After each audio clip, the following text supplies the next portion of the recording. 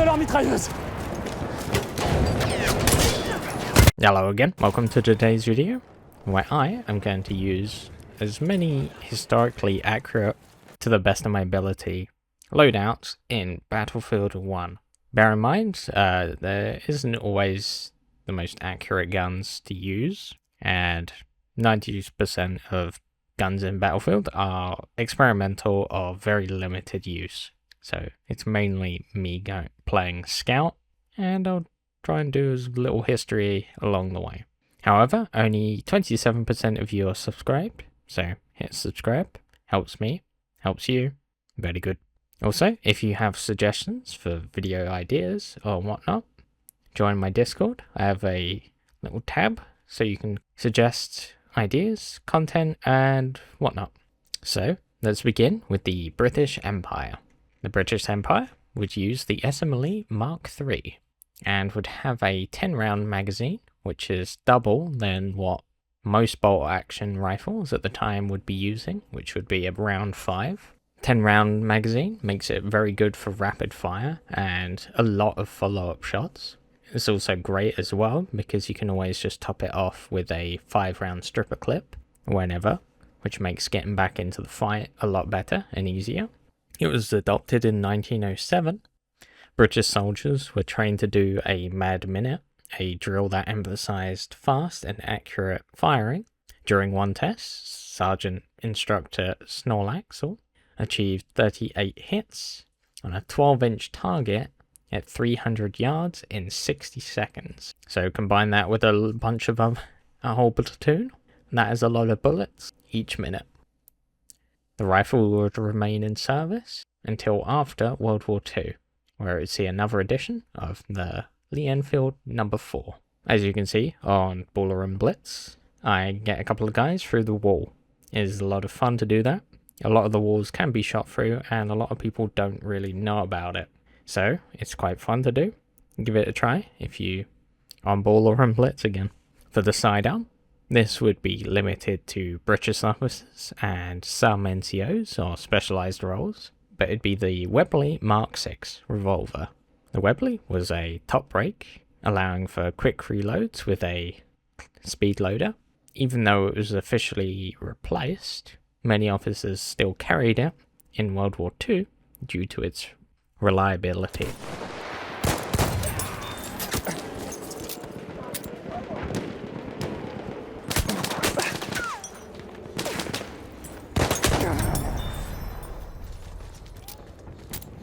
Now, moving on to the German Empire, the Gewehr 98, adopted in 1898 and was the standard issue for the German Empire during World War I. The Gewehr 98 used a 7.92 x 57mm cartridge, which had more range and stopping power than the British 308 bullet.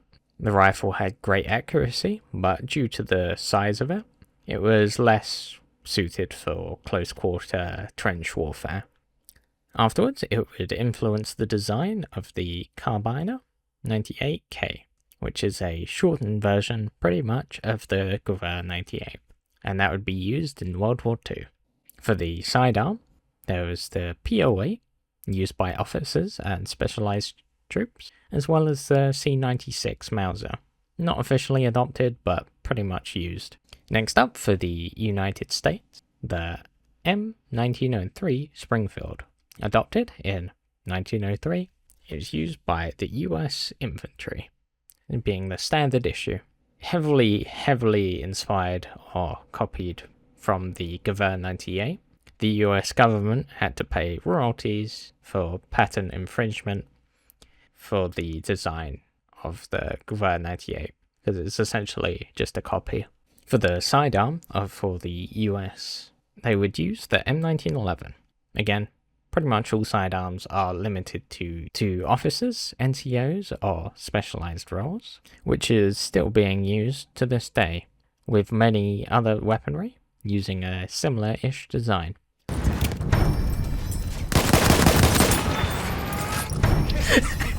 The Ottoman Empire would be using the Mauser 1893, adopted in late 1890s, However, it's not in Battlefield 1, so I'm gonna skip this one.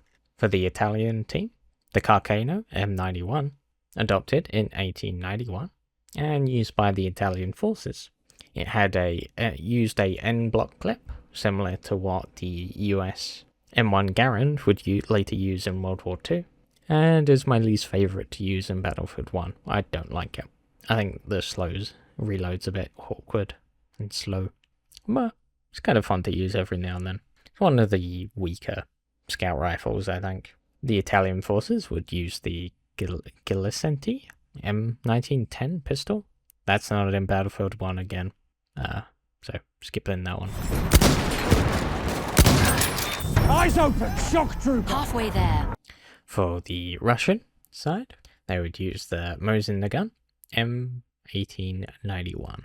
It was affordable, durable, and cheap to mass produce, and was used throughout World War I to World War II. The sidearm would be the Nagant M1895 revolver, which used a unique gas system, which allowed the use of silencers, which is quite rare, and has some cool animations in Battlefield 1, as if you empty the entire cylinder, it will do replace it and put a new cylinder in. Plus, it has a 7-round cylinder compared to the average 6 of the time, so quite unique. For the French team, they would use the Lebel.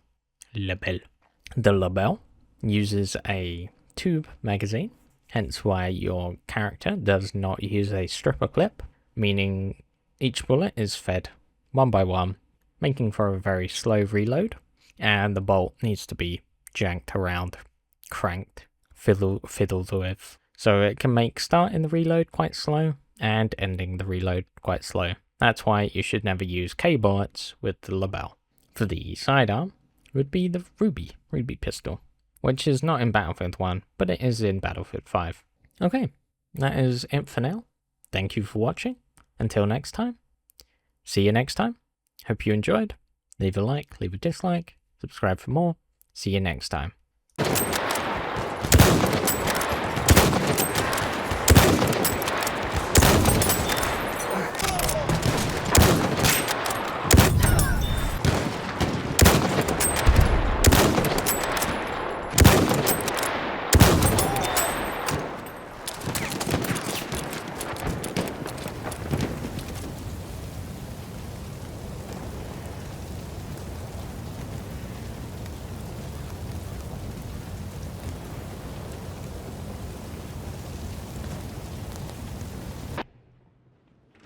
What's up, my friends?